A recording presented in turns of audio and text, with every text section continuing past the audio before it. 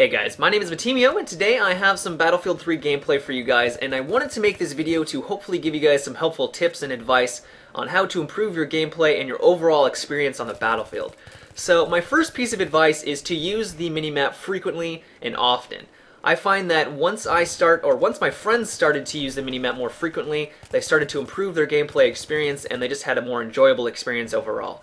So the minimap works in a lot of ways, but first of all, it allows you to identify where an enemy is located if they are spotted or if they fired their weapon with an unsilenced rifle or really any weapon. So if they do fire their weapon, they're going to show up as a red triangle, and you're going to be able to identify where they are and also have an idea as to where they're heading.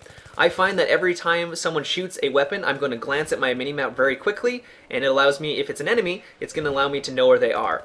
And this allows me to, change my position so that if I do come across them, I'm going to have the advantage. And for the most part, this works out very well. And I find that I can get a lot of kills very frequently where the enemy is completely taken off guard by my presence because I have the advantage in my position and I can just take them out. So if you are not using your minimap right now, I highly recommend it. It is a great tool and it's going to get you a lot more kills and just improve your gameplay all around. So for my next piece of advice is to always try to play the objective.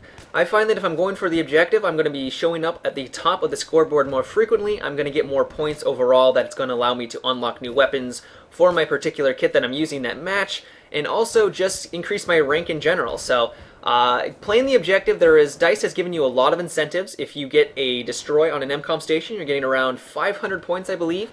If you neutralize a conquest point, it's going to give you 200, and if you capture it, you're going to get 250. So there is a lot of points at stake, and I find that if I'm just going for the objective, I'm going to run across more enemies more frequently, and that's just going to increase my not only my kills, but also just my overall enjoyment of the game. So if you want to get a lot of points, you want to show up at the top of the scoreboard frequently and often, I recommend that you go for the objectives. You're going to get a lot more kills that way, and you're just going to get a lot more points.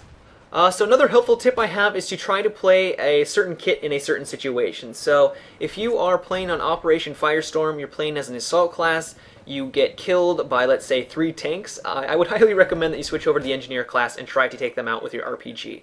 I find that my friends that are new to the series will usually stick to one particular kit because they like the way that the guns work, they like or they want to get the future unlocks for that particular kit. And I understand that mindset, but if you come across a situation where, like I said, there's a lot of tanks, I just highly recommend that you switch over to the engineer class to try to take them out.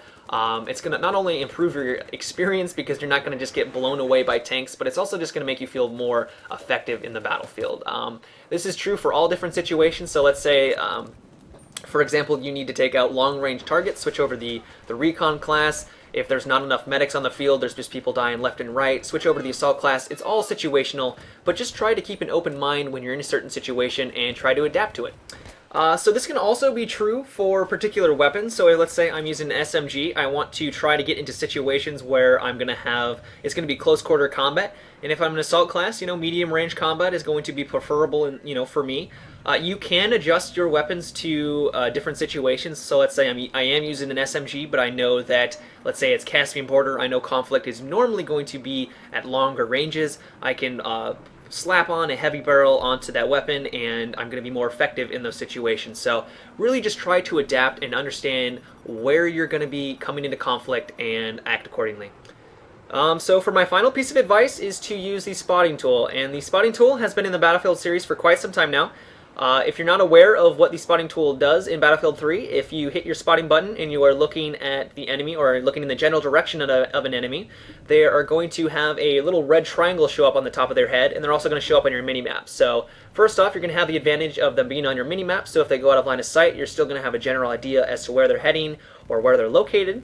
But also, if you spot them and you are going for some shots, it's going to make it a lot easier for you to track them. So that's the main benefit. But the side benefit is that the spotting also works for your entire team. So if you spot for your ally, they're also going to see that red triangle, and if they take them out, you're going to get a spot bonus or a spot assist. And if let's say you got a couple of shots off but he went out of line of sight, your ally sees the spot and then he takes them out, you're also going to get some assist points as well. So overall, it's a very effective tool at helping you get kills, but also get more points from assists as well. So all around a very effective tool.